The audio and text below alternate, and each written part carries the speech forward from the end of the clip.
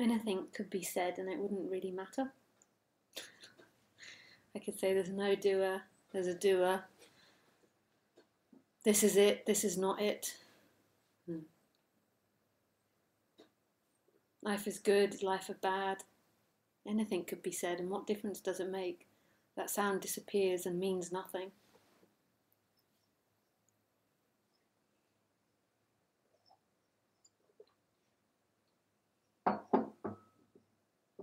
You have to work hard, you have to be silent. What does it matter?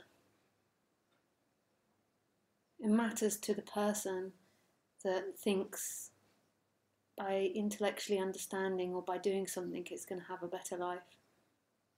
That's who it matters to. I just have to check that got this on properly.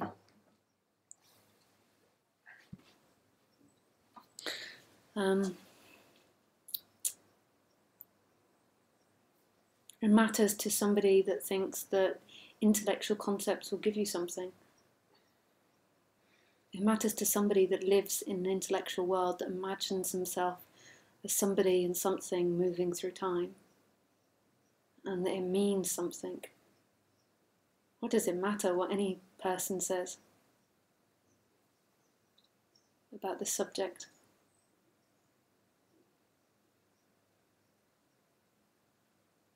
Those words are gone. They're gone as soon as they're said. They're gone. They don't undo anything.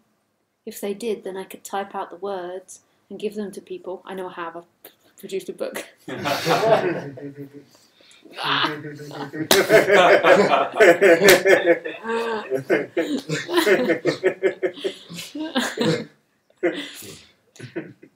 I can tell you. Do some more book promotion now. Yeah.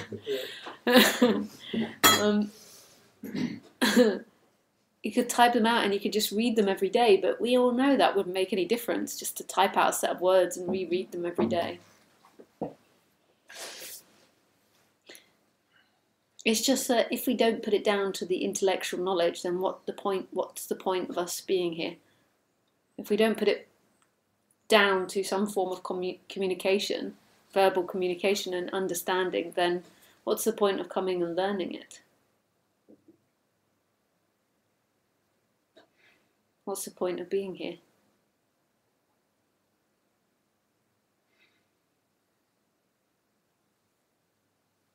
There is nothing that I can point to. There is nothing that I can point to. That's not meant to sound profound, as in like nothing, like everything. There is everything I could point to. I mean, as in words, what does it mean? Where are we going with those words? It just goes nowhere. Like everything, actually.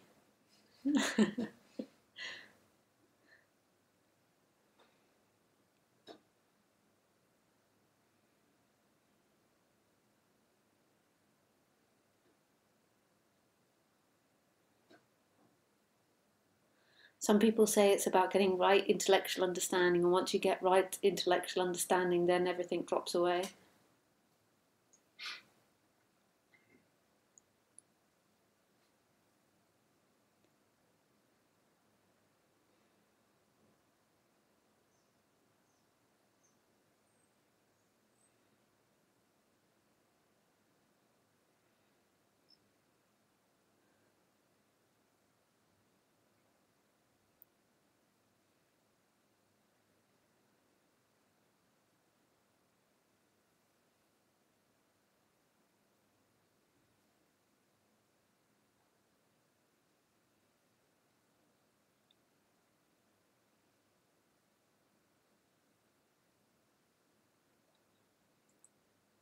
Do you think that something in the flow could stop something in the flow coming up?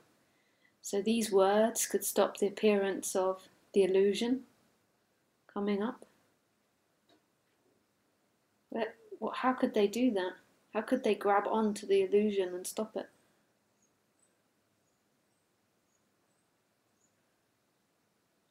Cameron's like, well, I'm reconsidering buying the book now. I was going to buy 2.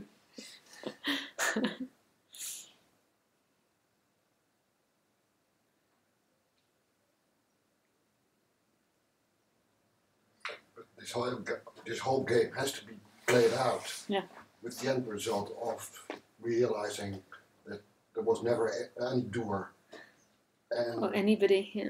or anybody. And especially what you told me last time about this perspective, which can be from a cat's body, Oh yeah, or from the ceiling when you're lying in your deathbed. yeah. It makes it so tangible that whatever you are has nothing to do with the reality you are so used to. The body, yeah. And Which what is you think a big step, a big first step. Let's put it that way. yeah. But that's the point to it, is that the energy has to play out as it plays out. But most people think that they've come here to listen to something, and that's totally not what's happened. They haven't come here to listen and understand something. That's impossible. Who would be speaking to each other? We were saying last week about the looking isn't located in the body, then who's actually speaking to each other? Who's actually having a communication? In the communication to the person, that feels like there's meaning, but ultimately there's no meaning. It just is sounds appearing with a dynamic of understanding that's happening. I understand what she's saying, as if we're communicating, but there's nobody actually communicating, like in a film. It's a dance of life, yeah. Which has to happen. Yeah. For no reason. For no reason, no. But even to say for no reason could become conceptual. Could become conceptual. Or could be conceptual. Yeah. Or could be conceptual. Yeah. It just is, so simply. It just is. And in this isness, the key to it is, is that here, this isn't divided. This is not a divided reality. It's the division that has created suffering for the human. And that division only happens in an illusion, which is happening in an illusion. Like this is an illusion, and then there's another illusion happening in that. Well, having a body is a big illusion. It's really a big illusion. You know that from studying the brain. Just science proves that. And just from talking to other people, that perspective is so different depending on the brain that interprets it. What was it that we did yesterday, Melissa? The car jerking. The car jerking? Yeah. Oh, the car jerking. Where we were talking about, I thought that at least our me and Melissa's car experience would have a similarity. Obviously, there's not going to be a similarity in what we think about people or feel of people or all these other things, but I thought our car journey, there would be a similar experience of how we felt the car. To me, my driving is very smooth. Self-proclaimed. To Melissa, it's not. And I was like, wow, well, I didn't expect that. So if that's seen, if that's really seen, that there's not, everybody's perspective is different, then that's one illusion. And then there's an added illusion that body is you. That's actually you. You are the body, and you're having the experience. But the body's already interpreting it how it does, however it's programmed to interpret. And then there's this other illusion that comes up and says, I am the body. But this isn't something, again, that I can teach you in words. This is what is. This is what is.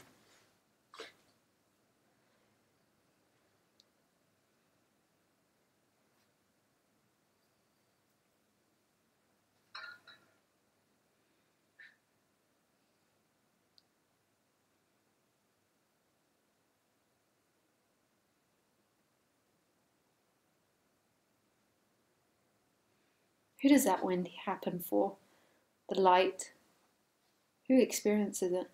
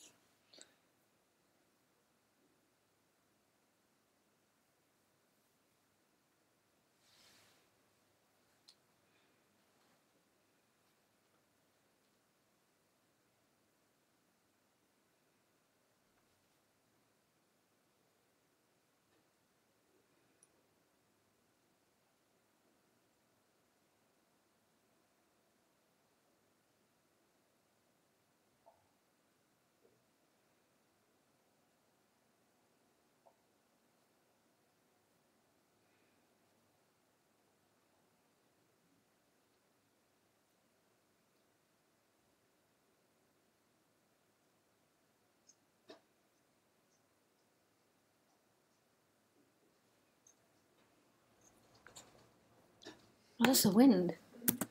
I thought it was the heating.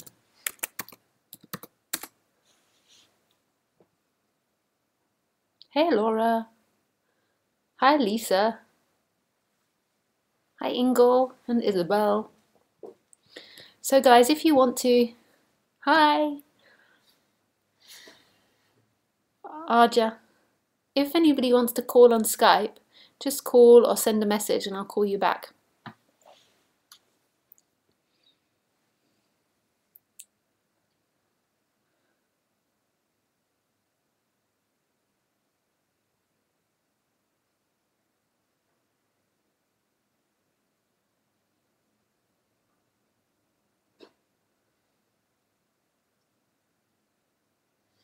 Okay, I have a question.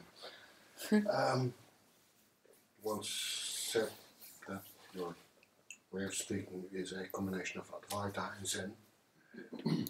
I don't know. Did I say that? That's where I heard it. I'll take the blame. But how do you feel about those definitions? Wouldn't you rather do away with definitions? Well, it's just...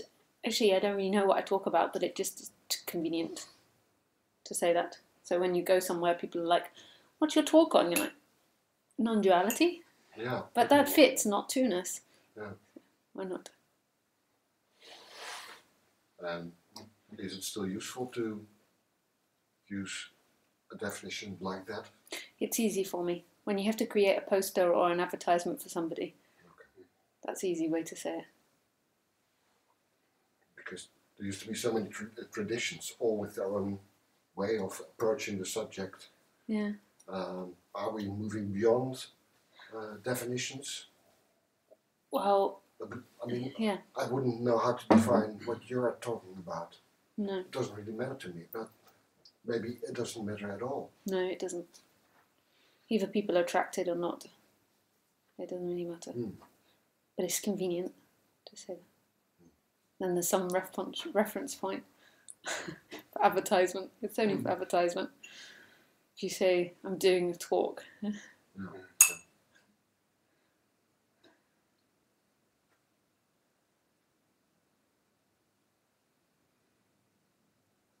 It sure is beyond definition.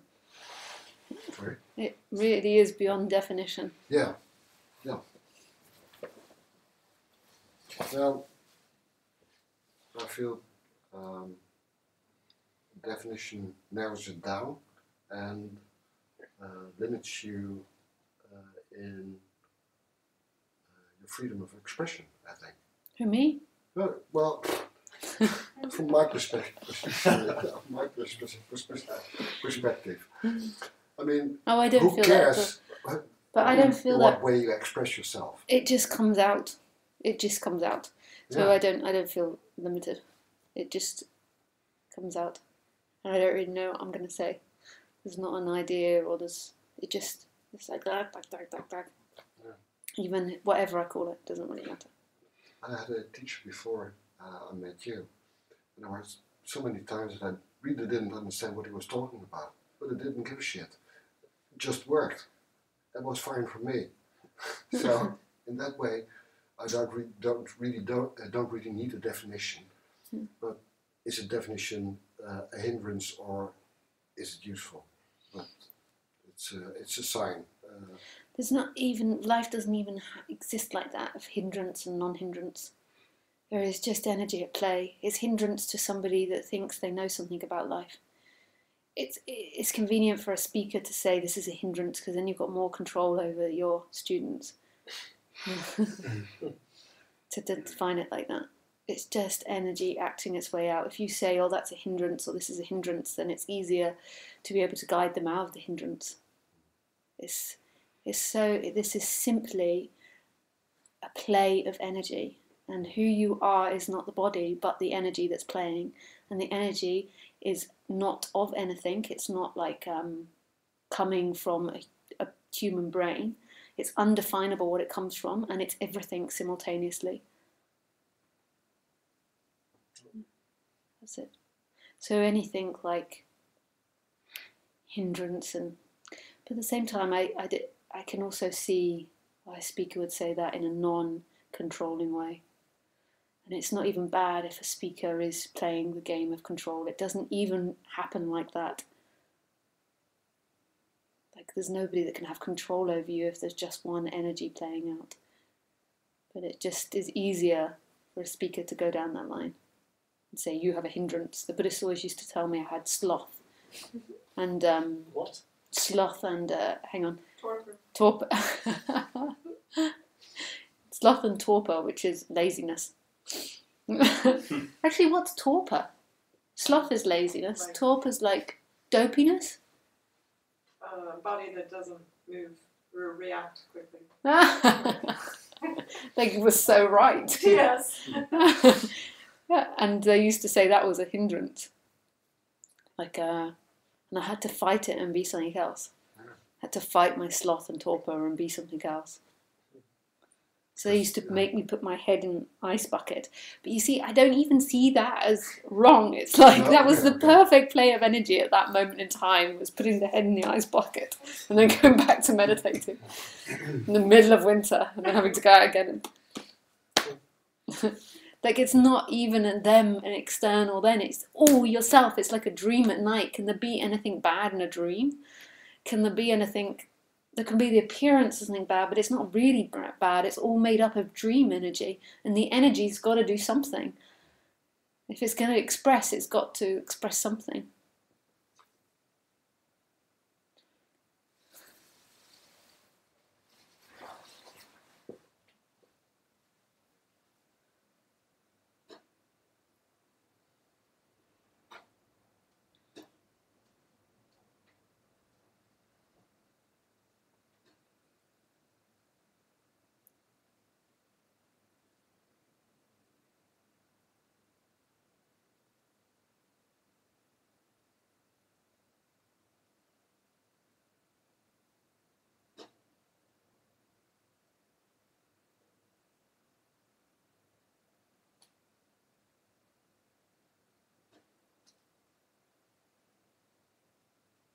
There is just boundlessness. So who hears that sound? Who sees the light? Who feels the warmth or the coldness? It's endless. When the location or the center goes, there's endlessness, there's boundlessness. You are not limited to what you think you know, what exists in time. Time is appearing in this as another movement of energy. Boundlessness is experiencing itself, and that boundlessness is located everywhere.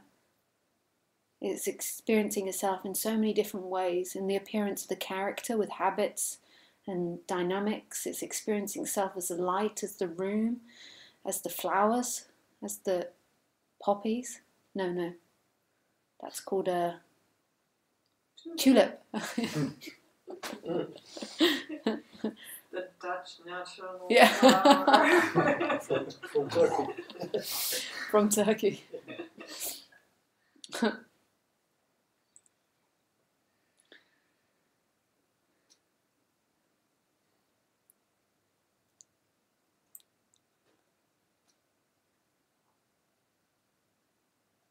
Where is the location? Who experiences now? Everything is boundlessness. There is no start and stop to anything. Just in the description of candle, table. But we've taken that world to be a reality. It's so silent and empty and full and and loud.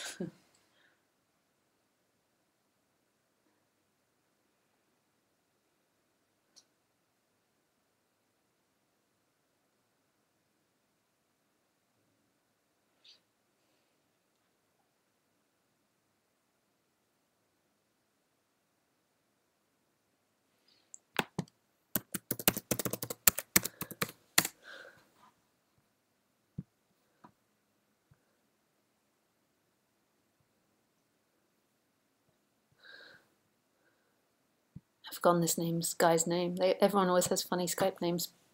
Punter. They're saying, I think it's Ricardo.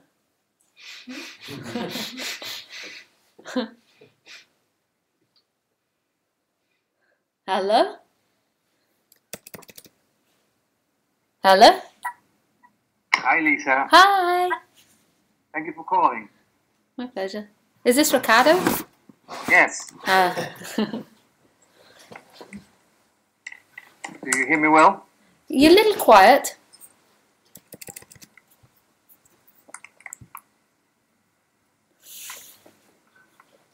I wrote you a question over there. Would you prefer me to say it verbally? Yes, please. Hello? Yeah, no, that's Ustream. You've got to turn the volume off Ustream. I'm speaking to you through Skype.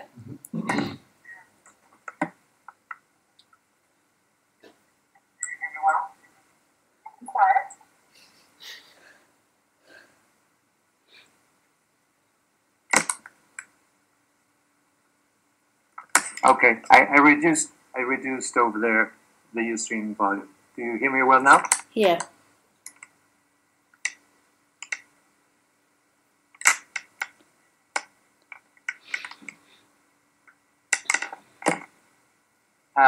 Lisa, I wrote you a question over there. I don't know if you have it down or you prefer me to say it. You can ask it. Okay. My question is, in your experience, at what point? Hold on a second, please. At what point do you sense that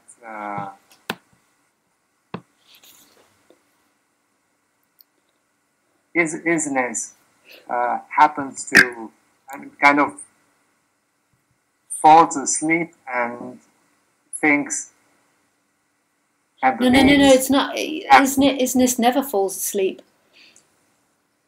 That's what you think. It's just that if you put attention on the thumb, suddenly there's the feeling of the thumb. Yes. Or the bum on seat. There's the bum on seat, but there's no feeling on it. It's just that there's been so much focusing on the sense of self. That's where the focus is. And it's not isness has fallen asleep. Isness cannot fall asleep. Isness is. But there's just been the focusing on this character, so it seemed like that is who you are. It just seemed like. But how could I see. isness sleep if it's got no qualities? And yet it's every quality. It can't. It's here all the time. It is. Who do you think hears this now? Certainly not the character. The character thinks it hears it. The feet are going up. Are they smelly? He's not listening. He doesn't even know the joke. Sorry, I got distracted by somebody taking their shoes off. It's okay. So isness cannot fall asleep. Anyway, what was the rest of the question? Maybe I said it wrong. Okay. When there is a point where Isness decides to play this game and pretends it's I am, which actually it doesn't exist. No, but it doesn't decide, because deciding is a quality of humans. Uh-huh. Does the fish decide to swim? Deciding comes with human qualities. So you're imagining isness like a human. I see. But right now, all there is isness. This is all isness. Who do you think hears Lisa? I see. I see what you mean. I don't know if you do. Who do you think hears Lisa? What else do I think here's Lisa? Yeah. Right now, who's hearing Lisa? I really don't know.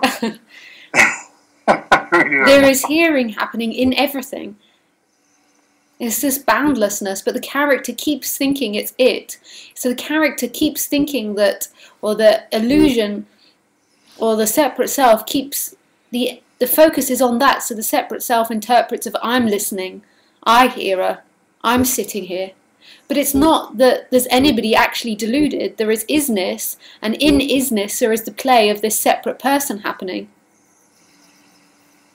But there's not anybody actually ever deluded. Who could be deluded? There's an appearance or an illusion happening in an illusion. I don't know if saying in an illusion helps though. In this. I see. That's what Ramesh Balsekar always used to say when he was speaking with people. They would be talking and be like, I see, I see.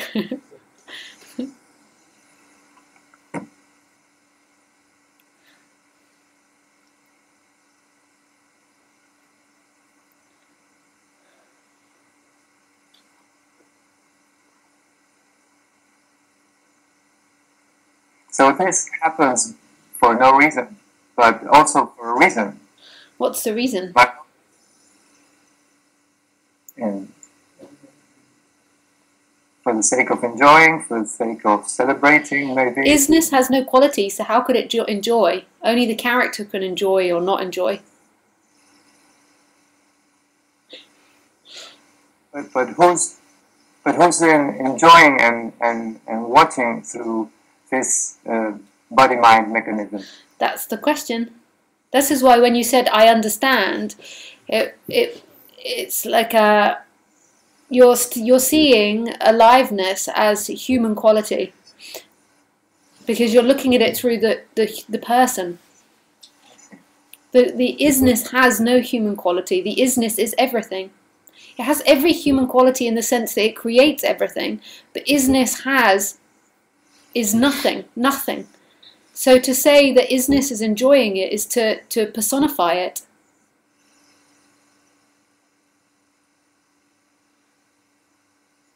The isness doesn't have a quality. It creates qualities, but it doesn't have a quality. So there's nobody enjoying this. The character will enjoy or not enjoy. And this is why when people talk about their experiences, speakers often hammer them, because experiences come and go in this. So right now, these sounds are boundlessness. The room is boundlessness. Everything that's looked at is boundless. And there's nobody experiencing it. There simply is boundlessness or isness everywhere. It is. But it's not being witnessed by anything.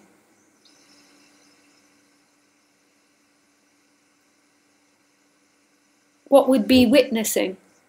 And how, if there was witnessing, there would be separation.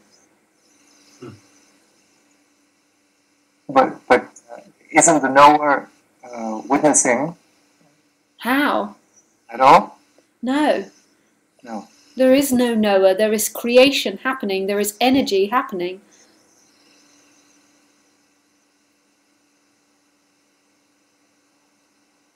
It creates, in its appearance, it creates consciousness or awareness as part of the functioning to experience itself, but that's not the source. The source is nothing.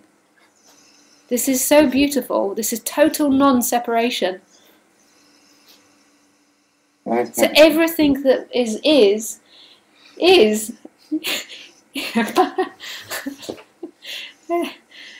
Okay, the easier way to say it is everything that is you, but not you as anything separate. You as isness, not you as a character.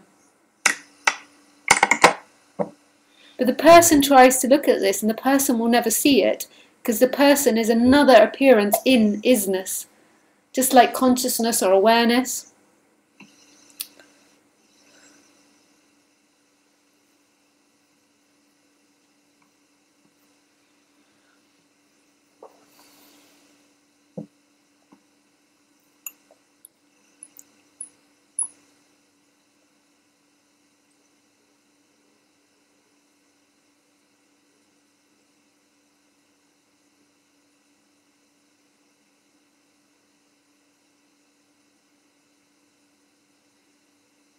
Thank you, Lisa. I don't want to keep some more time for. Oh no, that was lovely. Thanks, Ricardo. Thank you. Oops.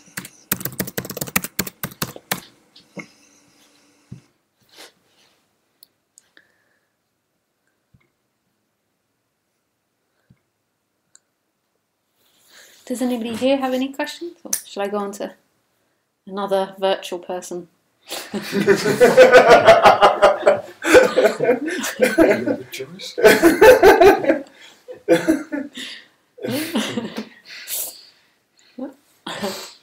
Okay. This is virtual Lisa. Speaking to virtual Lisa.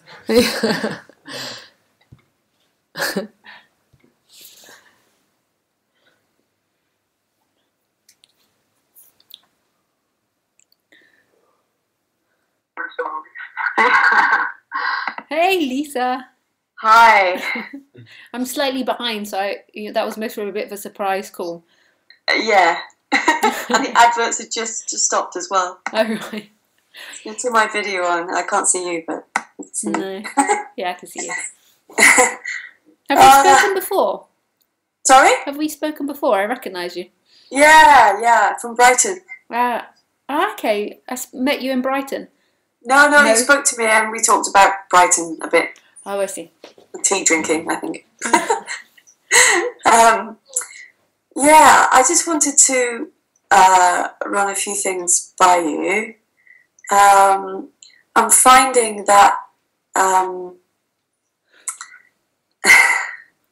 that I am sometimes in this.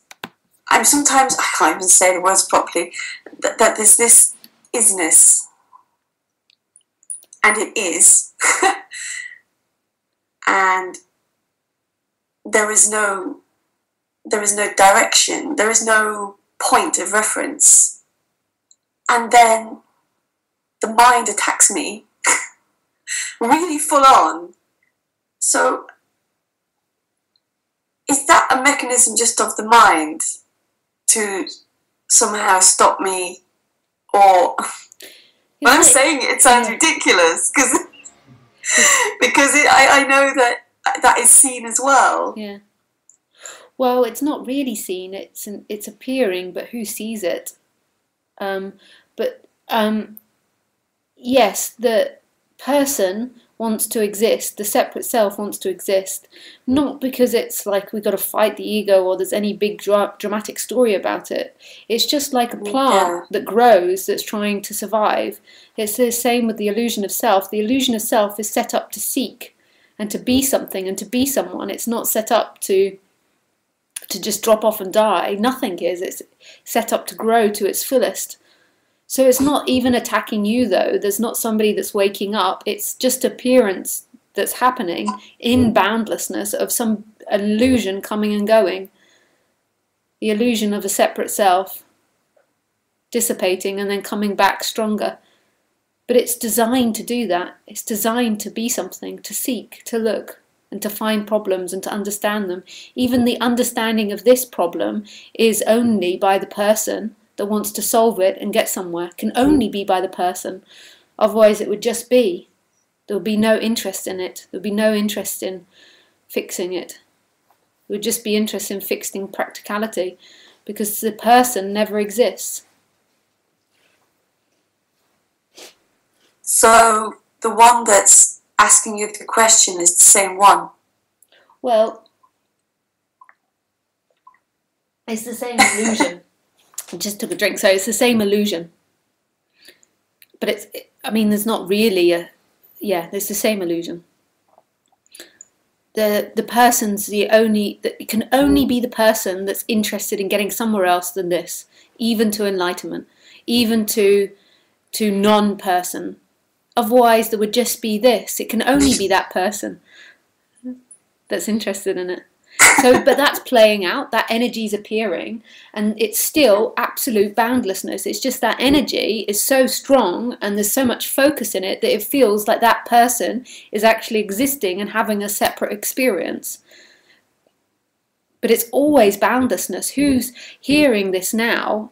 It's not even who's hearing it. There's nothing separate from the sounds, from the light, from that. It just is happening. Yes. Total boundlessness.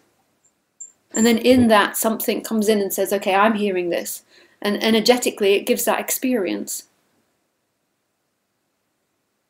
Yeah, so it's the same one. Only can be. Who else would be interested in going somewhere else? Who else would be interested in it? It's interested in getting rid of itself. Yeah. It's just that the functioning of the person is always to seek for something better.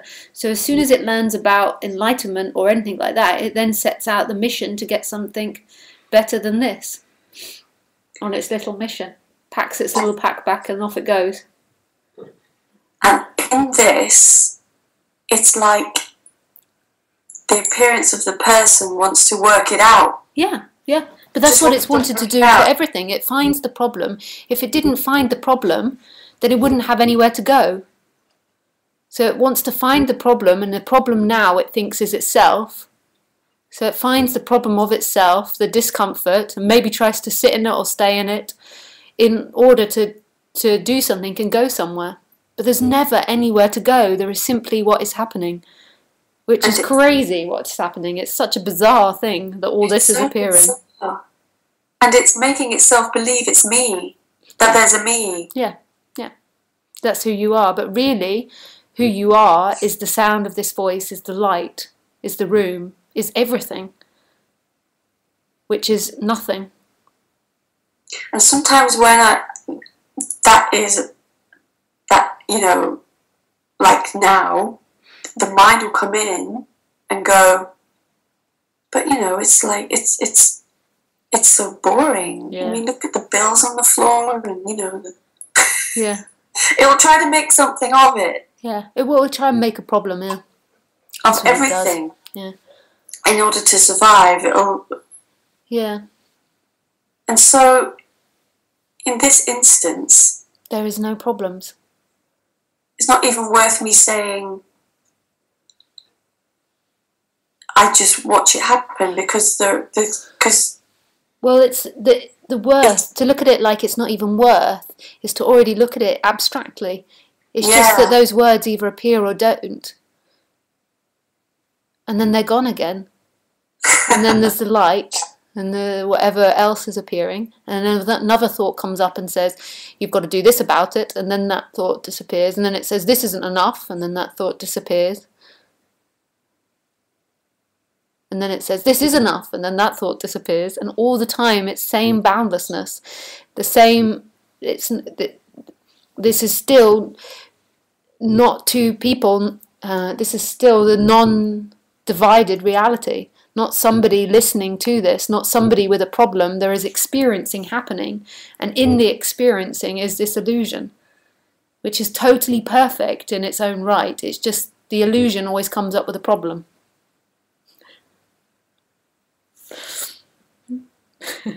Yeah, it's totally perfect. Like everything is happening on its own. This me going. It's just.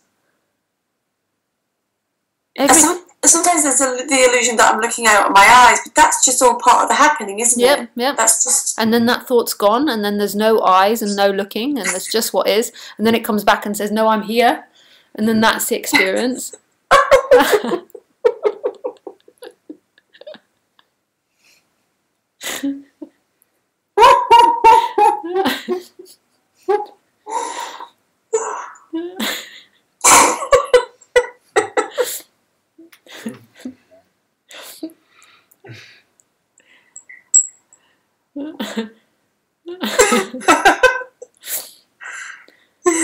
Yeah. This is great. Thank you so much. Thanks, Lisa. I don't know how many times I need to be reminded before, Such a pleasure speaking with you again. You know, I watch your Ustreams, and I don't always call, but you're such a delight. Oh, nice. Can't even think of the words, but yeah.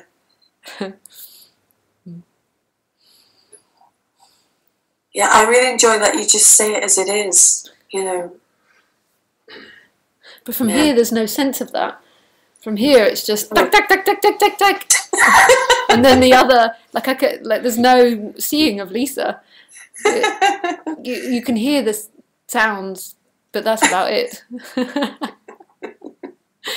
That you are me at this moment. But it's quite a funny thing that is at the moment, a little picture in the middle of the screen, just underneath the green light. Yeah, there's a picture of, yeah. Yeah, and there's a picture down there of this other Lisa. Yeah, bizarre. Yeah. Okay. Thank you very much. Thank you. Bye. Bye-bye.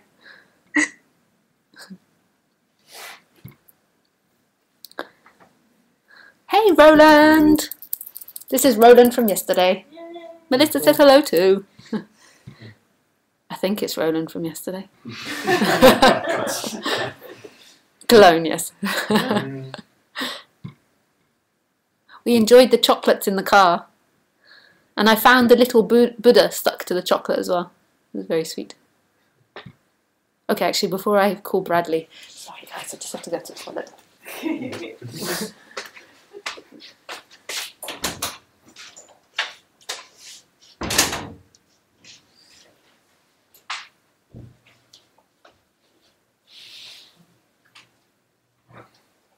Getting more hot water? Yeah, please. Sorry, I can hand it around. Tired. Do you want more tea? Yeah, yes. Go down, help yourself, Okay. please.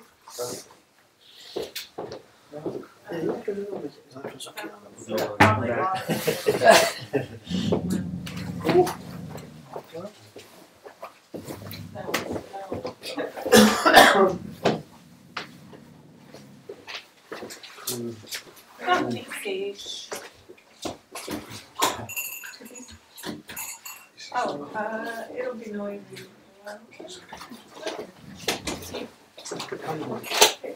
Excuse me, what's it called? Yeah. Purple. In the purple. Hey, cutie! In the purple thing is hot water. Wow. Yeah.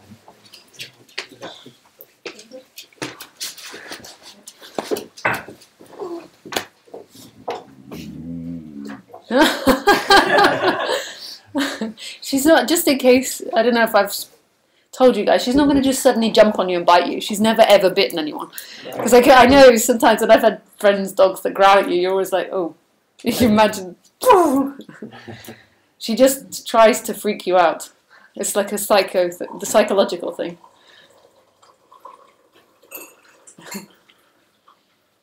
And it's worked in the past.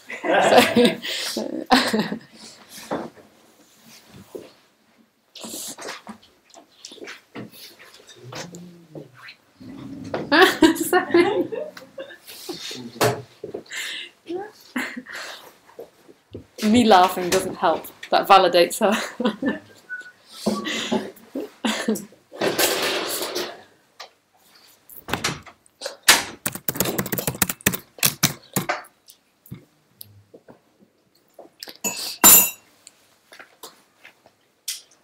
Yeah. Oh, yeah.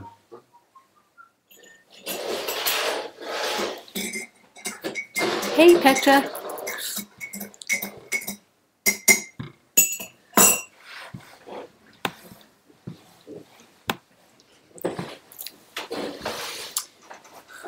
Hi, Lisa. Hey, Bradley. How you doing? Yeah, good, thanks. Good. Thanks for calling.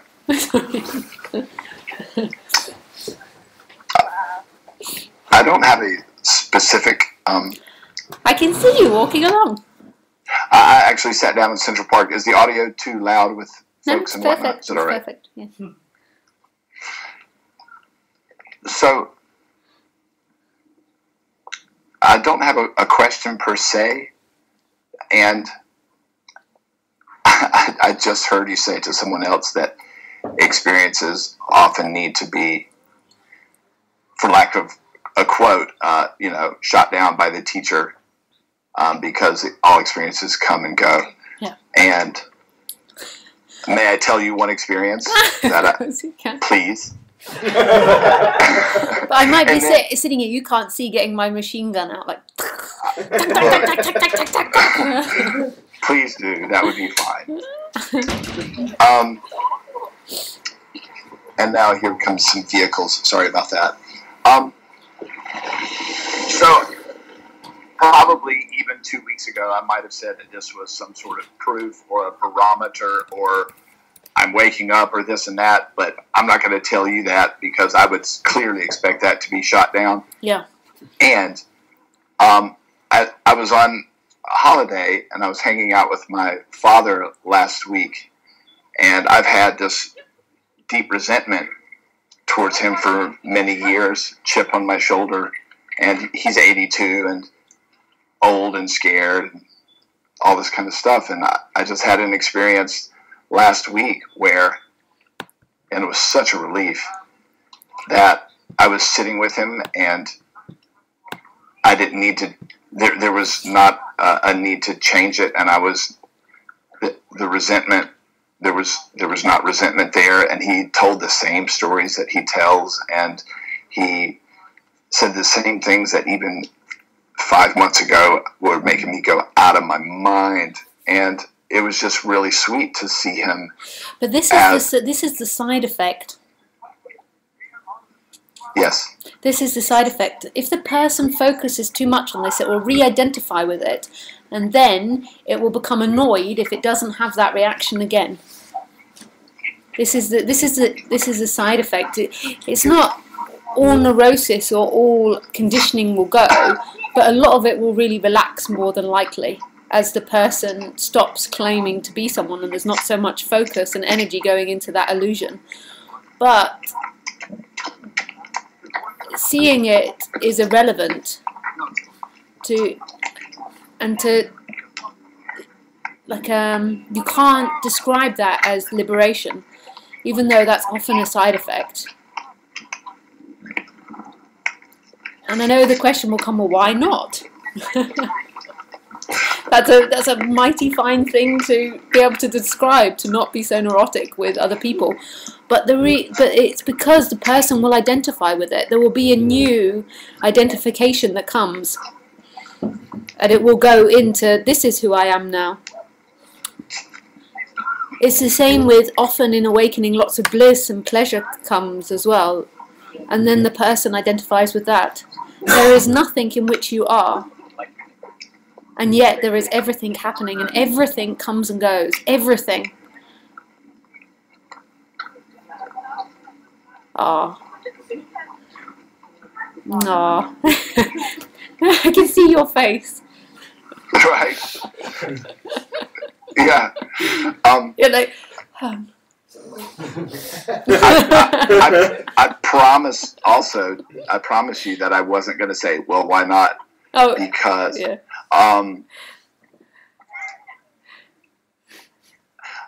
Yeah, so I hear you. Yeah. But it's so wonderful that this is being heard. Isn't that wonderful? Yeah. We can now do the dance. I think we did that on Skype once. Yes. Where we're like, tack, tack, tack, tack, tack. This is it.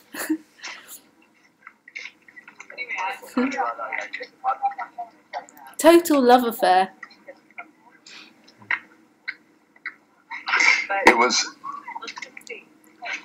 that experience, and I have heard what you said, and I can easily imagine there being a chip on my shoulder again with him and other members of my family. That could happen. Yeah.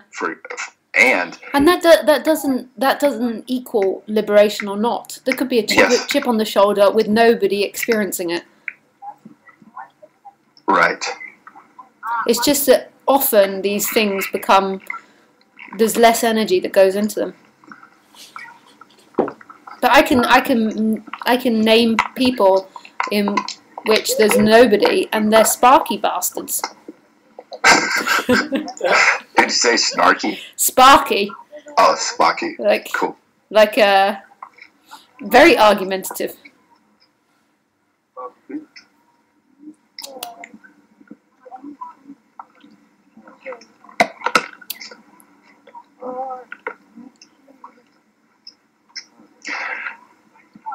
Cool, Lisa. Thanks for taking my call, and thanks, Bradley. Thanks for everything. Thank you. Bye. Bye.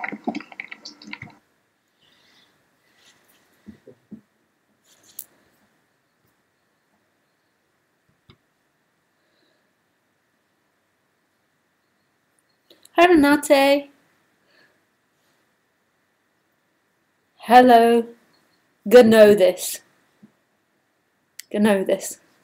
Hey, Laurie. Hi, Bobby.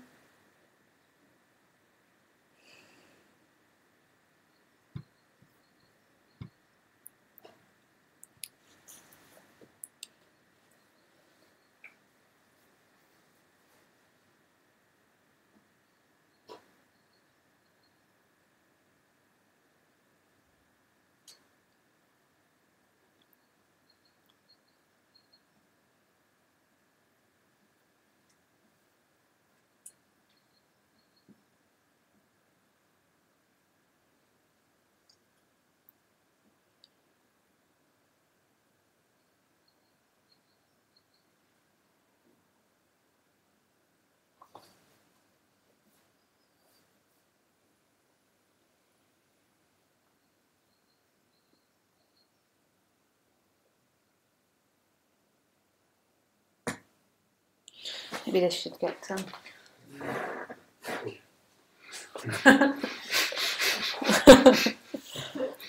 don't think there's fire alarms. No.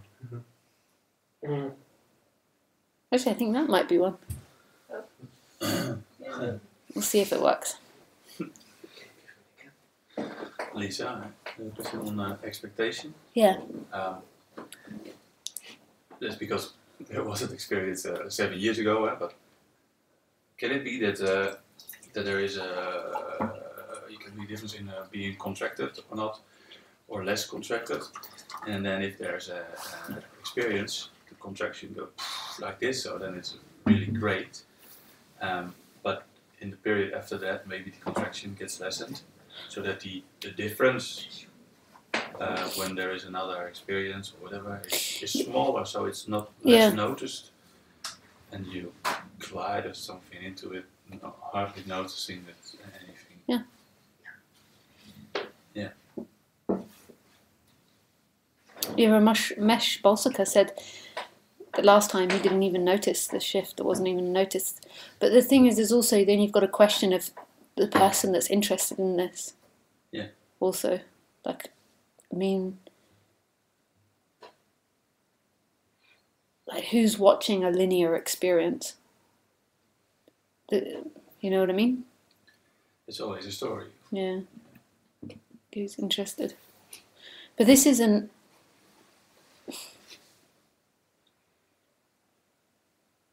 Explosion back into everything. But at the same time, it's not, because you've always been everything.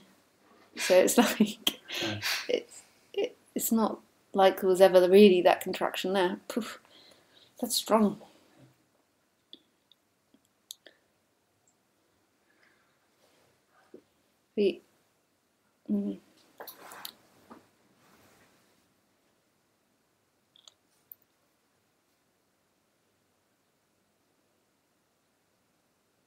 Back then it was really spectacular. It was shocking, yeah. Yeah, really shocking. Yeah, it was. But you're not sure. Experience What happened? I saw the whole universe as a light. How do you say the word?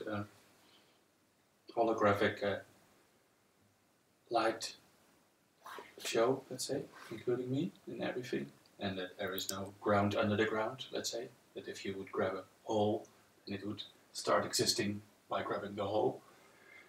And I laughed my head off that people actually really, there was a belief in there that they were separate beings, all that, and it was for 2 hours or something, but then it also went like yeah, with a lot of fear, yeah, and later on it lessened again, so I didn't know anymore.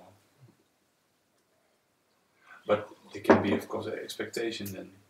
If it's looking for that, it's all but very you nice can't. and quiet, and But you also, everything's okay, and then I feel, yeah, this is not it yet, because it's not the same as then. But you also can't remember that. We don't have accurate memories. No. Like, it's not. I mean, just like that experience, the lifting of the ground, it's not accurate the way that we think or see things. It was an interpretation already. Yeah, like you can't. So, more than likely, like a love affair as well, when you lose the lover, then you remember the lover is better or the experience better than what it was. It's the way it goes. So the question would be on the other side, that if there is a, let's say, gradual how do you call it?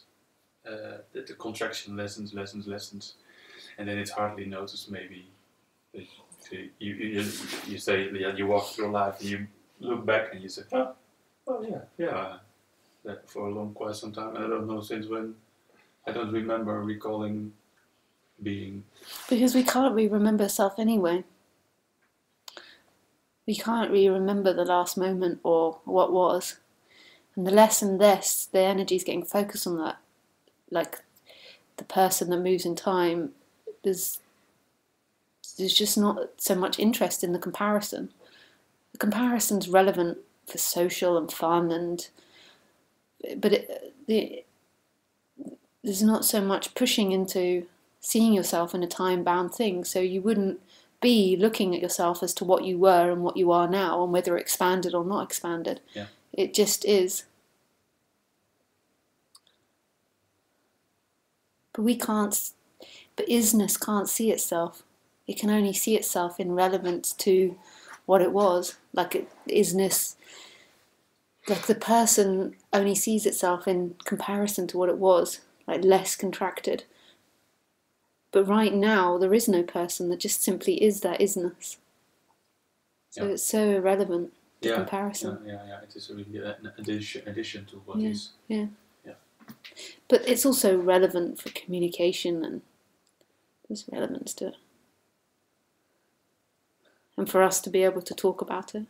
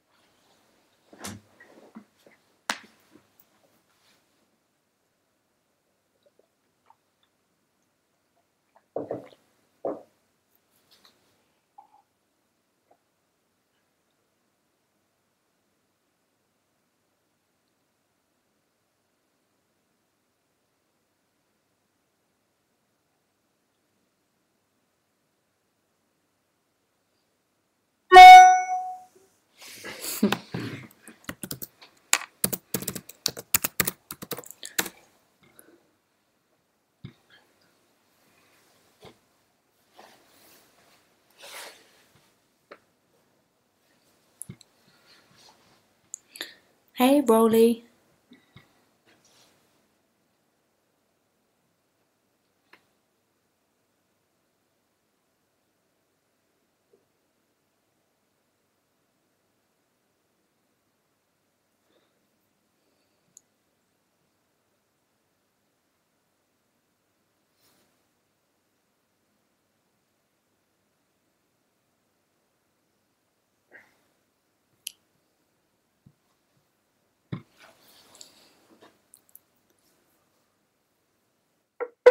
Hi. Hey, Isabel. Thank you so Hello? Hello, can you hear me? Yeah. Yeah. Can you see me? No, I can't see you. I always ask. Oh, thank you for calling. Yeah, a moment ago when you were speaking to Bradley and he was sharing his experience, and you said that when even certain things occur and then something comes back, and you're saying like the identification comes back. I thought to ask you, but there's nothing we can do, right? About that it comes back or it doesn't come back or it went away, the identification. There's never been anybody doing anything. Doings happen, but there's never been someone doing it. So life will carry on happening, and there might be efforts from someone to try and do something, or there might not be efforts from someone to try and do something, but it's never been that person that's been creating. That person's been an appearance happening in boundlessness. So when the illusion comes back, the assumption is it's come back for me and I've got to do something to get out of this. But you has been an appearance coming and going. It's not been the creator.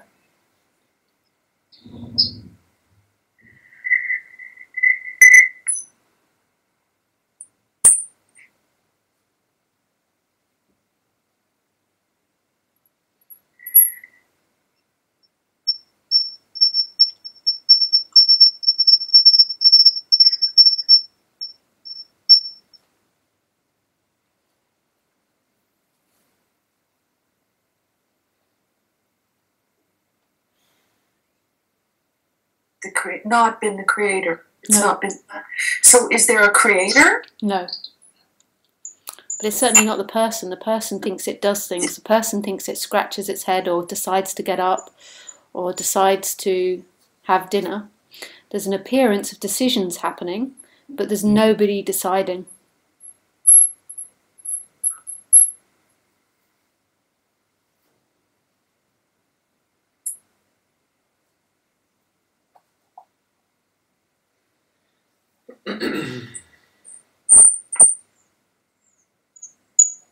Nobody deciding. Nobody looking. There is life happening, and all of it is boundlessness. Everything is boundlessness. And boundlessness is who you are. You're not the character or the doer. There's appearances happening, and some appearances are, I'm doing it. I'm making coffee. I'm choosing this. But that comes and goes in boundlessness and is boundlessness.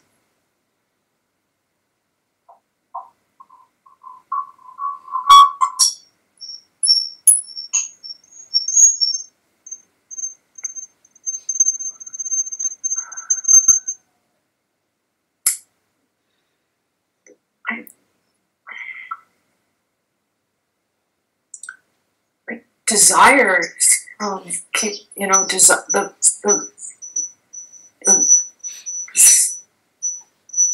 experience is just endless thoughts, endless desires to either want something or not want something, the endless identification. It's so confusing.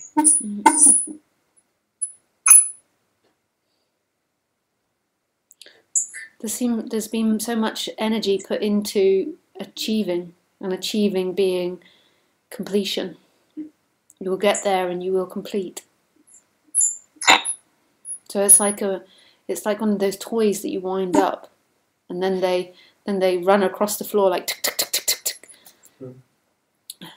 It's so much energy has gone into this illusionary person that has choice and has to choose correctly in order to be happy.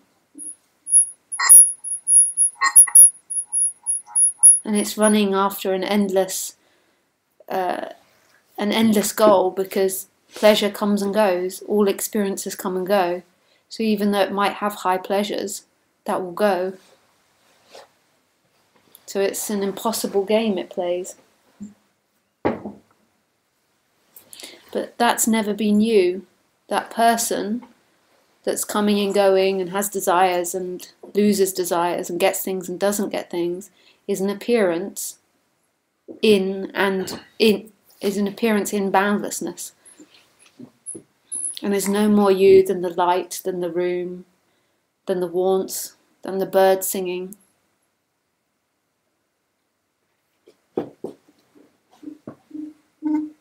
It's certainly not the experiencer. It's felt like that person is the experiencer and separate from everything else. And that's the illusion.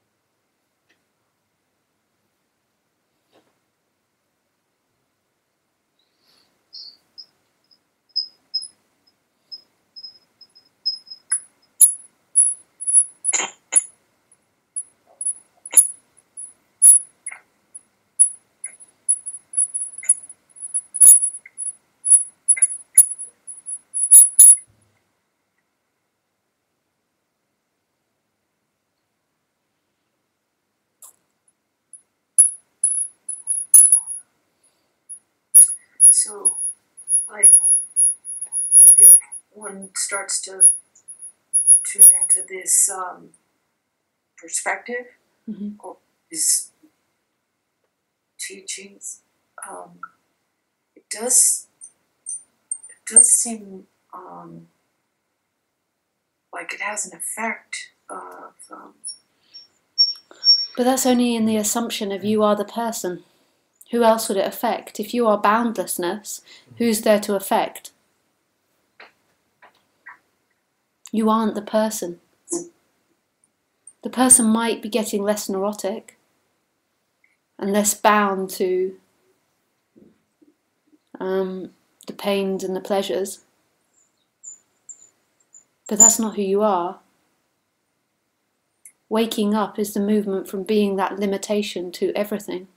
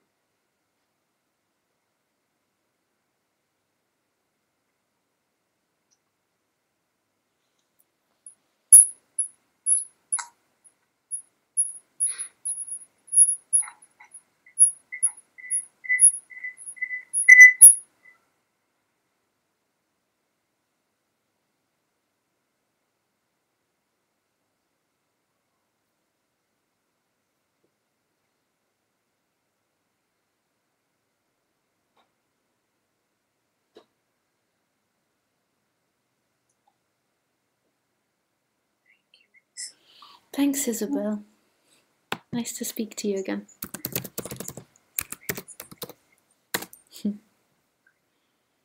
Bye.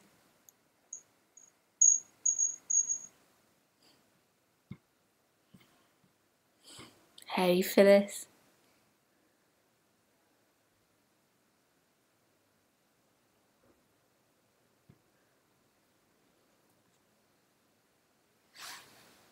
Hi, Madina.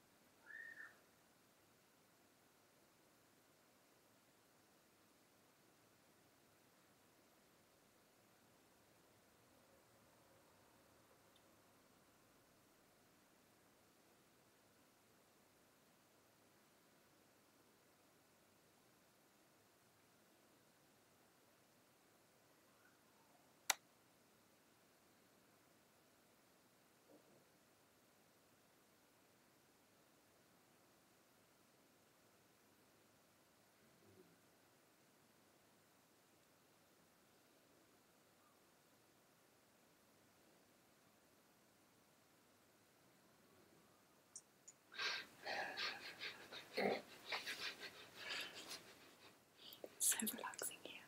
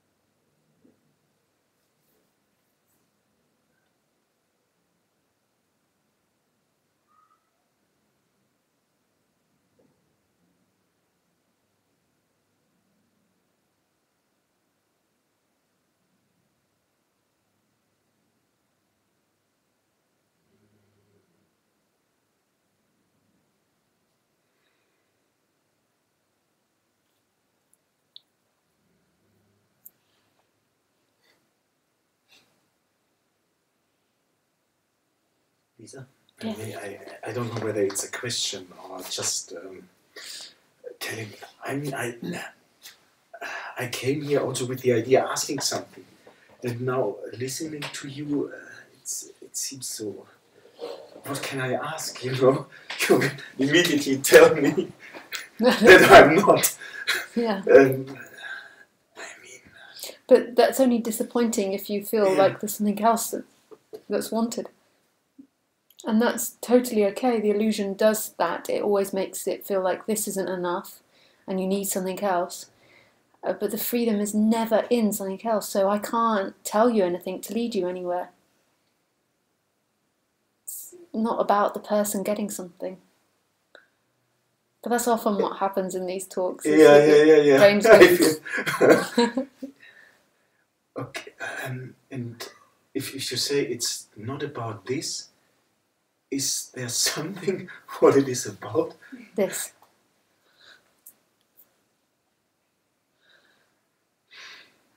What is? But the person can't comprehend that.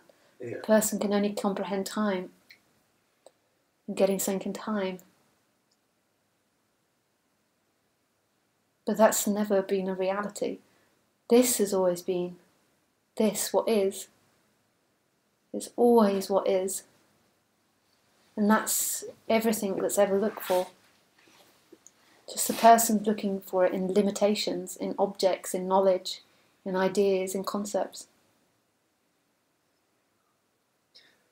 Yeah, I hear the words, and I mean, they have their own logic. Actually, you don't hear the words. That's what you think happens. The illusion of the person cannot hear. Who hears these words? The person cannot hear. That's what the person thinks. The illusion thinks it hears, it looks, but actually the illusion of the self is something that comes and goes and is not experiencing. Just like this, yeah. So you cannot hear what I'm saying. So who hears what's being said? And the answer is not something that I can tell you in time. It's totally experiential. Okay. I can only say, I don't know. Well, you think that's what you say, but actually just speaking happens. Thoughts happen before no one. So the thought and the feeling comes out, I don't know, and then you assume that's you in some way that says that.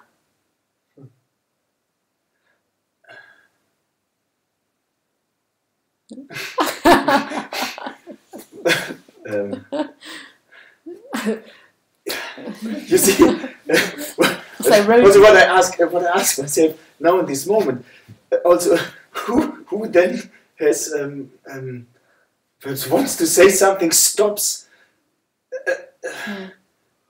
And that feels like that's who you are, that one that wants to say something and then stops. That's not who you are, that's a movement appearing in boundlessness.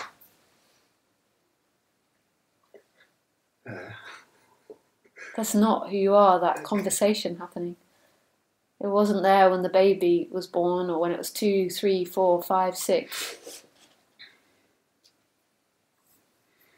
It's not there when you go to sleep or when you're busy working. It comes and goes, that experience.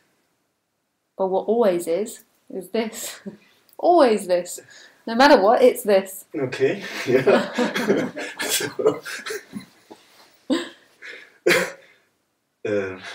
So why would you think that something that comes and goes is you? Something you can only imagine is you.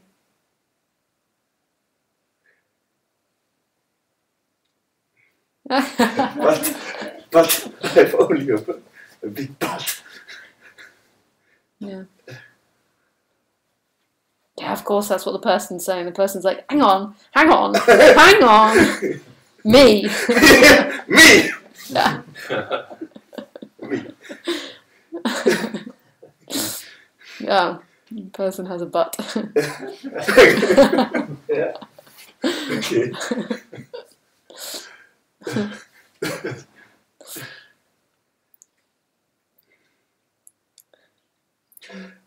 Okay, one more but am I then focus? Do I focus on the wrong things? Well, that's another question. Is it possible that you focus? Who focuses? Who's moving the attention? Or who's moving the awareness? Who focuses on the leg or on the thoughts? Focusing is happening but for no one. There's not someone in there typing going, move the focus now to cup. Move focus to leg. There is this natural movement happening without anybody's effort. Just happening, the movement. But then the person gets into this weird whirl of waking up and thinks, okay, if I focus on the right things, then I'll wake up. But it's totally not about the person. The person is a movement happening in this. It's here already. It's so exciting and beautiful. There has never been someone kicked out of Eden, the Garden of Eden. This is all heaven.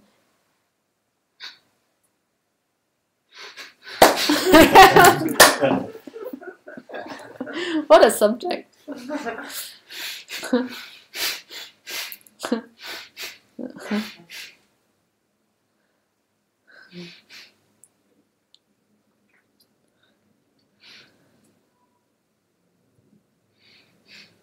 This is totally energetical, so whatever's coming is coming. It's totally undescribable. Like, so if it's not a logical, intellectual thing, so emotions will come. The fear, the defense.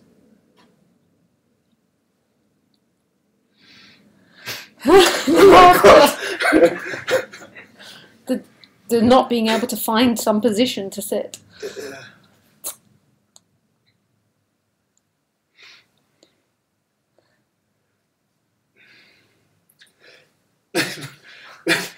I think that, how can I describe it? That it seems to me, or a feeling is like that there's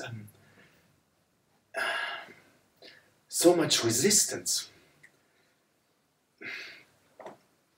So, yeah, of course. I don't feel like something is flowing. Yeah, it feels like the sense of self, I sometimes describe it like it's become something solid and it feels like it's hitting against life. Like life hits it. Like I'm in here and it's like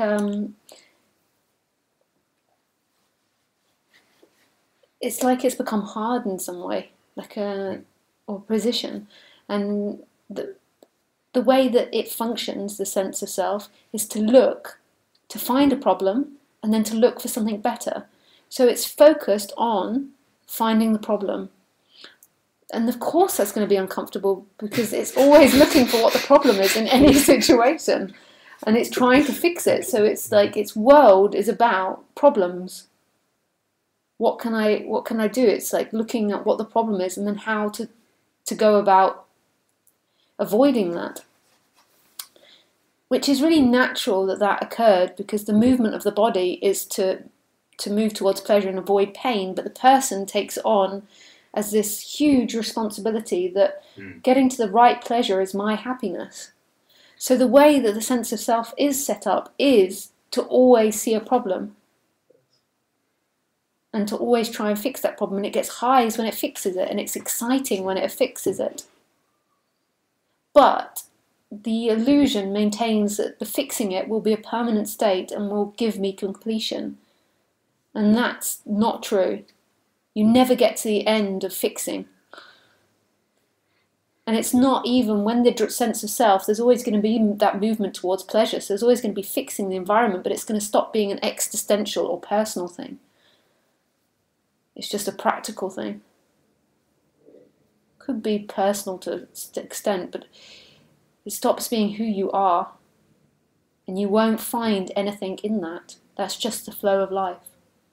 So the person is always resisting what is happening. It's always trying to fight it. It's not just personal to you.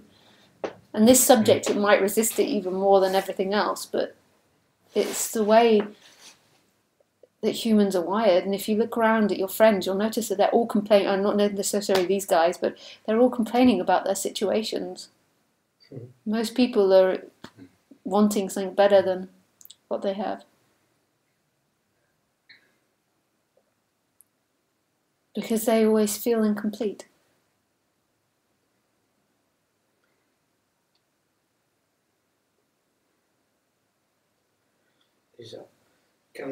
Can it be that when the me is seeing he is going to die, he's even creating a greater problem? Well, he doesn't really see it. He's an experience, or it's an experience. But yes, it begins to can run faster because its job, like a tree to grow, its job is to exist. It's nothing personal, even though it seems it. It's just its job is to be somebody and to fix problems and to make it better and to show everyone it's somebody. Yeah. It's to be. But even that is the creation of boundlessness. Yeah. And happening in boundlessness. It's totally supported and absorbed and is the boundlessness. And it's hard to imagine that boundlessness has no reason at all. Because, but it can't. Reason is only something that comes with human language. That would be to personify it. It would be like a rock imagining that boundlessness could only have I don't know what this is called, like a dense, like a dense matter, like it wouldn't be penetrable. It's like a rock imagining that boundlessness would be like a rock. So we look at boundlessness and we see it through our own judgments and reason and meaning. We made up all these words. Yes. That's why how we create God as a human being. Yeah. Now, could you say that boundlessness is not creating for the love, but out of love? Something. It's a concept of. Well, it's creating out of love because it is love, but it doesn't have anywhere to go but to create. It doesn't have a destination for this. But yet it loves to create. It's creating without any reason or motive. But yet it's creating. Not even for the fun or... Because that's all personified emotions. That's all limited emotions. It has no emotion, yet creates every emotion. So fun or reason or purpose is all something that appears in it, but cannot describe it.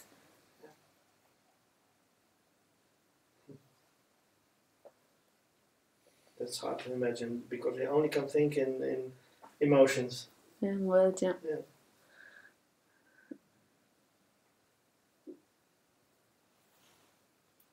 But yet, who you truly are, who's experiencing now, who is the sound of this voice and those emotions and those thoughts, is boundlessness. There's never a trapping, even though it feels like it. I'm not speaking to Hugo. No. You're like, yes, my name's not Hugo. Yeah, it is. I can't be speaking to Hugo. How could Hugo hear? Who would hear? Hugo is something that moves. There's a description.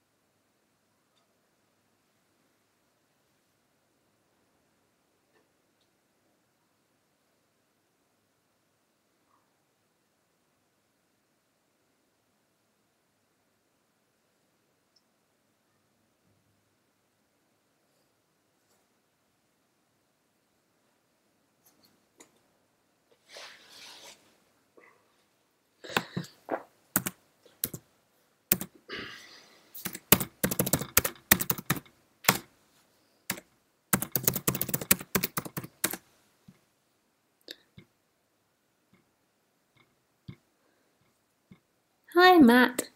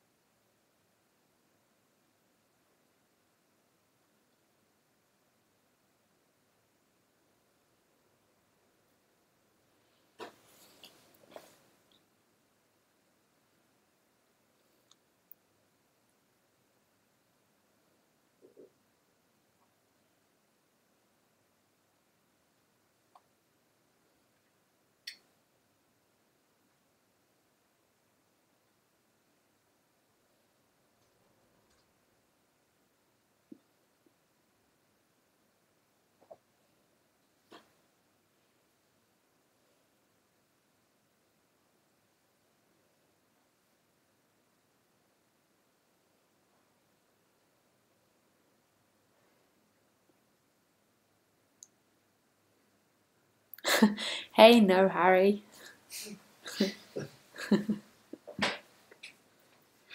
Good evening, Mr. Harry. I can't remember your last name.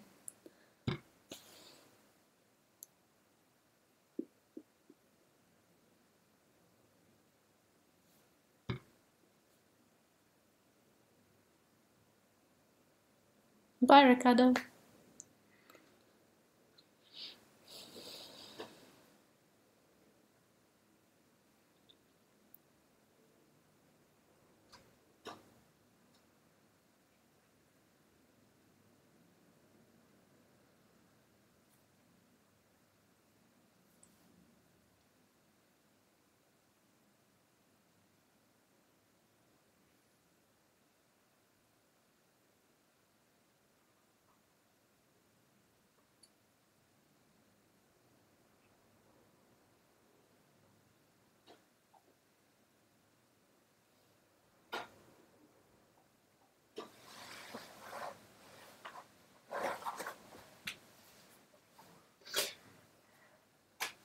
Just a thought.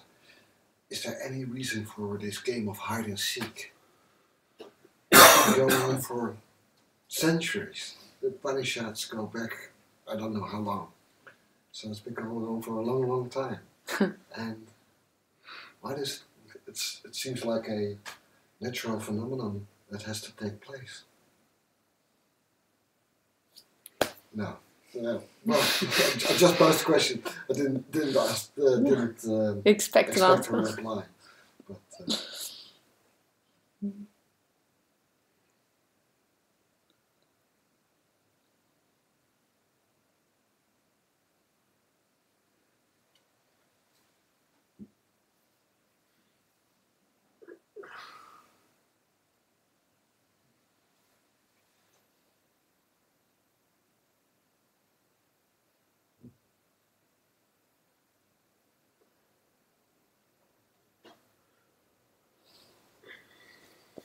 Any more questions? Anybody in there? going once. Yeah, going twice. That's it.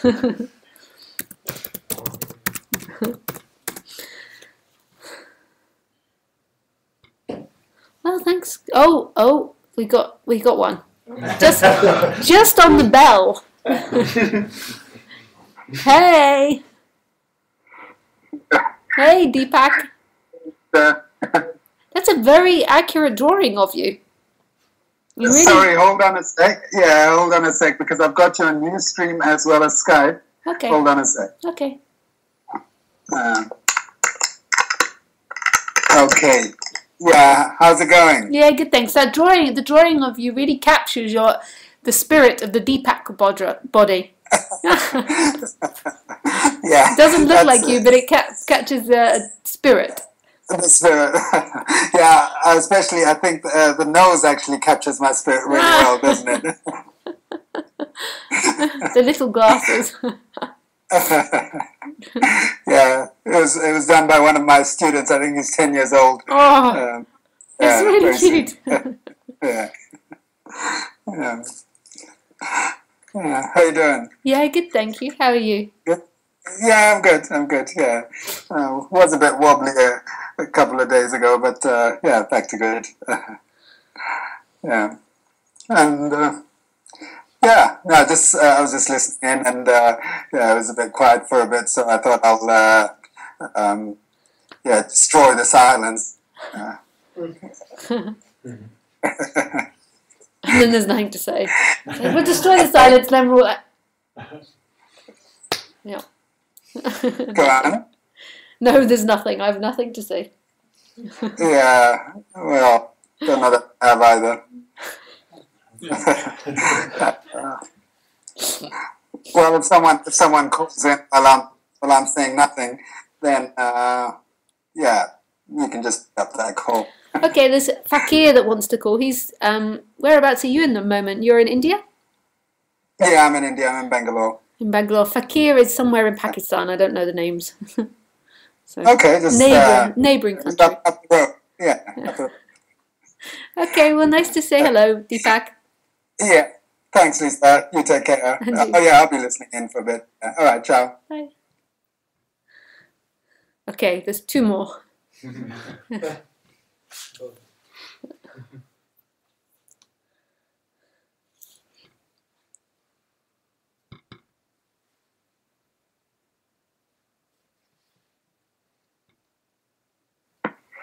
Hi, Fakir.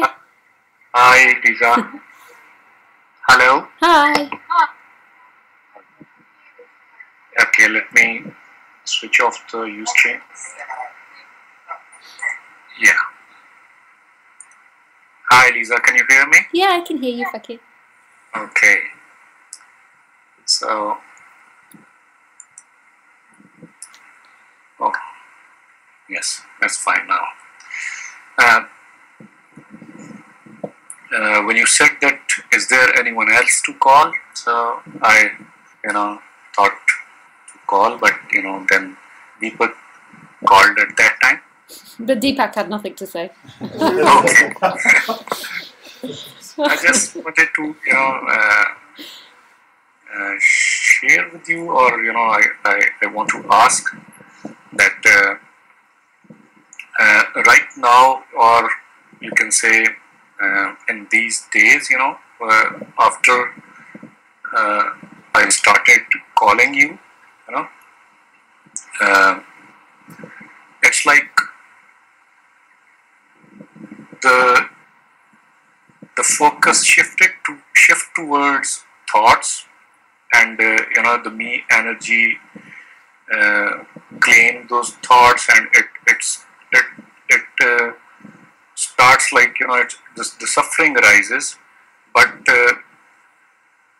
in between the focus goes towards the energy within the body, and that thought process stops, and the contraction being felt in the body, while suffering goes away. So it's being felt like this. Mm-hmm. Previously it was like when sufferings rose, it goes on, and the me energy took it to a certain level, and many minutes or hours being spent to suffer, like in the previously, but now it is disconnecting. The focus, or the focus is being shifted towards mind, towards thoughts, and then it comes back to the body. This is an interesting thing. If it appears, this thought is the contraction inside the body. Yeah, it is there. But this isn't something for you to answer now. This is maybe a reflection that might come up another time. Is the contraction actually inside the body? It feels like it's inside the body, but where actually is the contraction?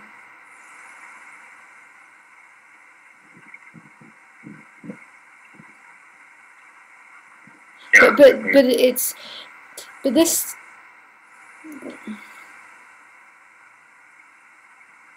this description that you're describing is I think quite a common thing, but it's not personal. It's not you doing it. You're not moving your attention to the body. It's just that the energy that's going into just intellectualizing this is dissipating. So the tension goes down to the feeling, or goes into the feeling. But it's not a personal thing that you're doing. It's just happening on its own.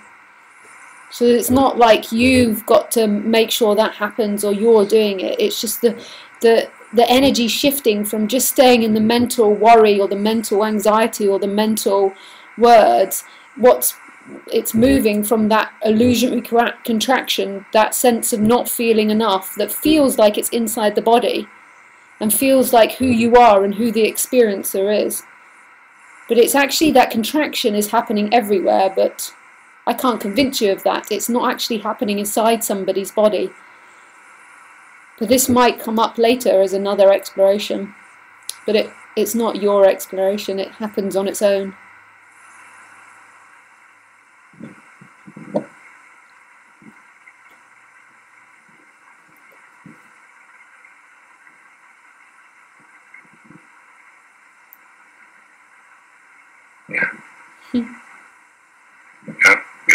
Maybe you're right, Yeah, but you didn't describe it like you were doing it. You said the energy was, but I was just making that point again, that it's really a natural movement that's happening from just staying in the person that's trying to get somewhere, the person that's looking and trying to get somewhere in what it thinks it knows, and there's no solution there.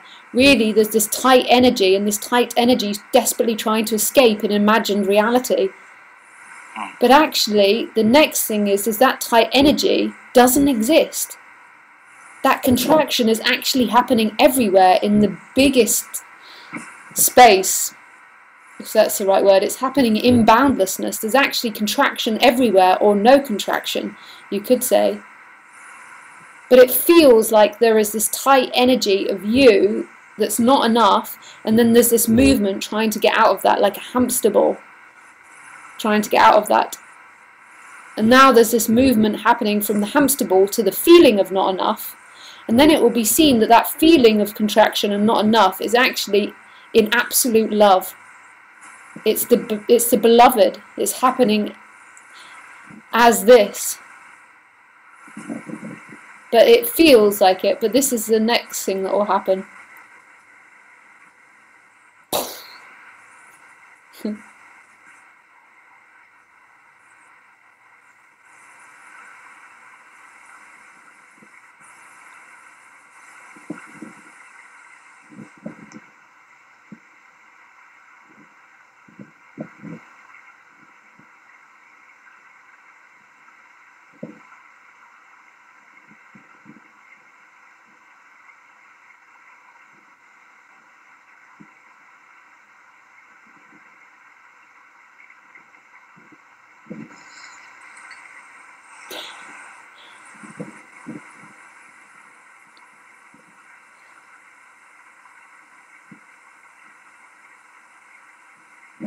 And this has nothing to do with anything you think you know about it.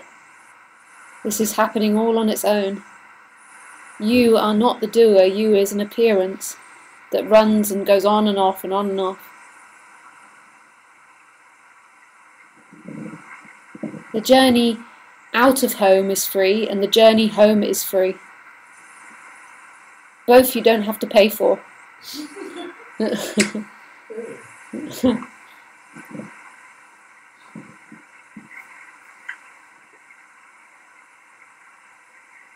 Just to come here. He gets it free. I'm joking for Kip. But Yeah. You can't see my bodily actions of what I'm doing. Yeah, but I'm just looking at your picture Yeah. and, talking to you. Talking to your picture. Yeah. You can see it in the future. It's so weird. Yeah. And you can hear yourself speaking in the future. Yes.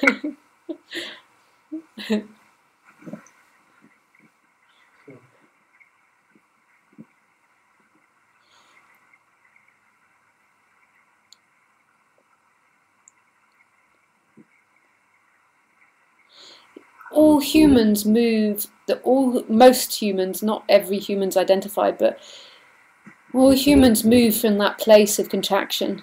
They're all trying to cover that up.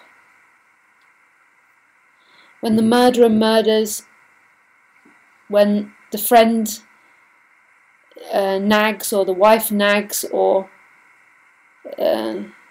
somebody is rude or screaming, they're all moving from, it all is a movement to try and get away from that sense of not enough.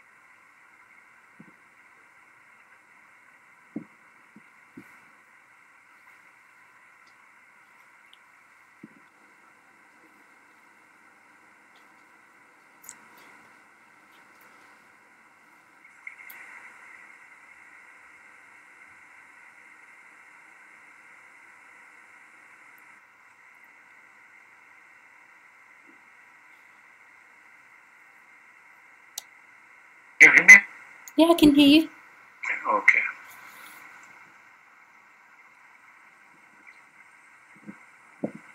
Were you saying anything though? Oh, there was a message. That there is a connection problem between Okay. the two.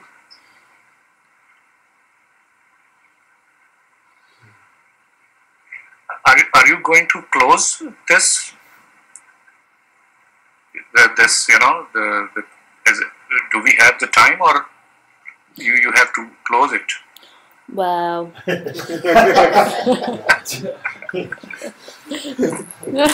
If you've got anything else, I'm happy. Well, I think, when people call, and I was trying to call, at that time you were Just about to asking. close it, yeah. Yeah, you were just in the last orders. We call it in England the last orders in a pub. Okay. At 11 o'clock, it's last orders, and they ring a bell.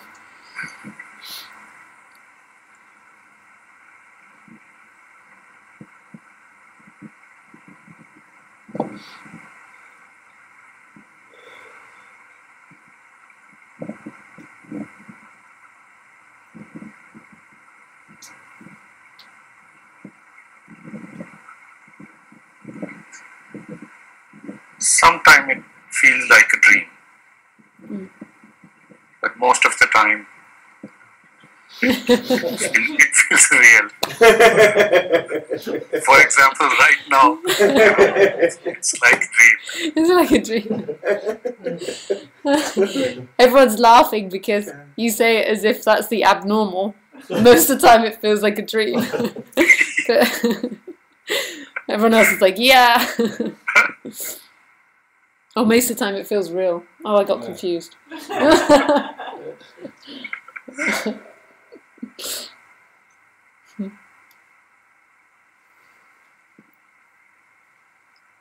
God.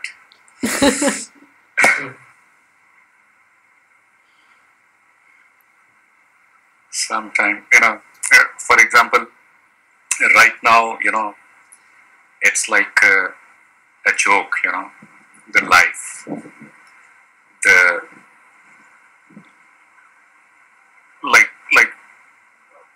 myself, the human or myself, I take my life so serious, the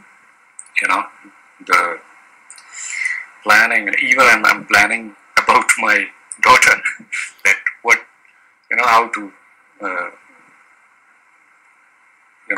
make it good and, process of life. And right now it's like a joke, but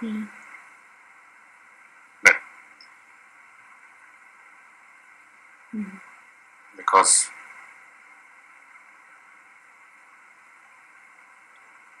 it's not that there isn't anyone. Sorry? It's it seems. It's because the person can't find its position, so it can't reflect on itself. So it's finding it harder to be able to think about who it is and what the problems are and what it needs to do. Yeah. It's all about the position of the person. As soon as it can imagine itself as something, then the problems begin. Because it's solidified as a form, and then it can put itself in relationship to other things and where it needs to be in comparison to other things. But here it's finding it hard to actually find its place, and so therefore it seems more like a dream, or it seems less real. It seems more real when the person's there and it's got its position.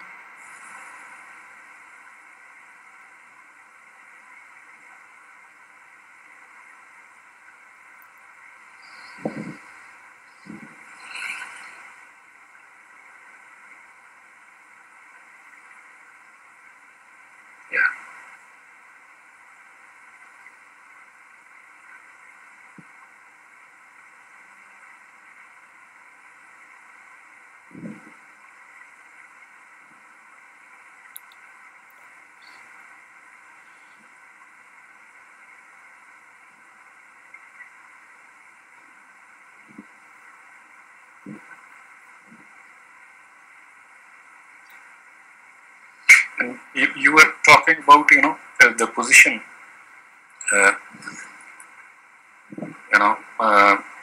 what about you? Are you a positionless body mind? I don't know. Wouldn't that be a position if I said I have no position? I don't know. It just is. How would you even look at that?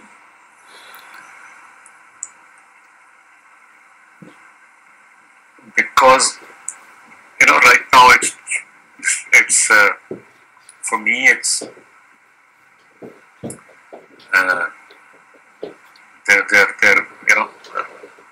although right now it's a less positioning, but whenever I sit here, I even apart from the front and backward, even I have the imagination of right and left. For example, if I think about my previous office, my automatically I feel like it's on the right side, right and left side, and my sister lives in this left side of this area, and all that map is there. Yeah. In the mind. And there's a practical element to that, but there's also an element in where the person finds its position always. It knows where it is. You don't know where you are. It just is. There's a practicality to that. It's part of functioning to be able to map. But then also, there's another element, well, where is anything? There is just what is. Just this. No daughter, no wife, no sister, no sky, no underneath, no up, no down, no left, no right, no anything, just this, the simplicity of this. The problem always came with your position in this, which it has some relevance practically, but it's not an actuality, it's not a somebody.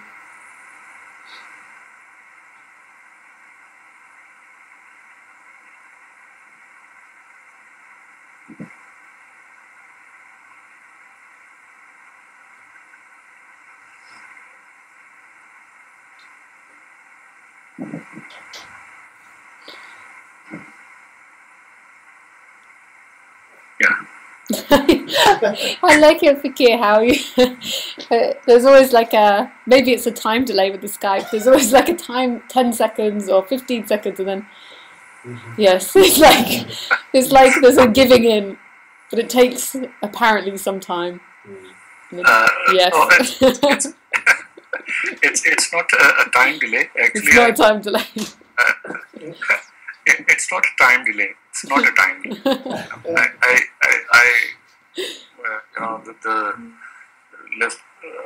About listening. After listening your words, it disconnects, and then the mind or whatever. Yeah. And to continue that conversation, it comes out. Yes. Yeah. Yeah. And that's really beautiful, the disconnect, when the mind goes. Yeah. But maybe it's time now. Pals, come down, my boyfriend, so. Okay. He's like, okay, it's time for dinner. Okay. Thank you very much, Lisa. Thank you, Fakir. Lovely to speak to you. Thank you very much. Same here. Take care. Right.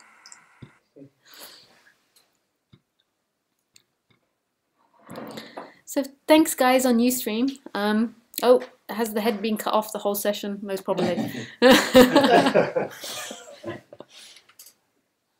So, okay, so there's no talk Wednesday or Sunday because I'll be in Ibiza. Maybe there'll be streaming, depends on the internet, but I will put that on my website. But not till a week Wednesday. Okay, guys, bye.